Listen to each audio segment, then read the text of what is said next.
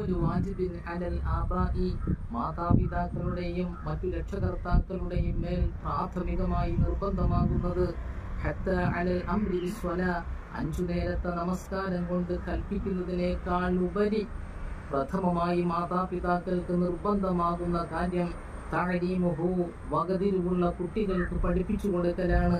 അന്ന നബിയന മുഹമ്മദൻ സ്വല്ലല്ലാഹു അലൈഹി വസല്ലം നമ്മുടെ പ്രവാചക തിരുമേനി മുത്തു മുഹമ്മദ് മുസ്തഫ സ്വല്ലല്ലാഹു അലൈഹി വസല്ലമ തങ്ങൾ ബുഇത ബിമക്കത വഉലിദ ബിഹാ മക്ക എന്ന പുണ്യദേശത്ത് ജനിച്ചുവെന്നും അവിടെ പ്രവാചകരായി നിയോഗിച്ചയക്കപ്പെട്ടുവെന്നുമുള്ളതാണ്.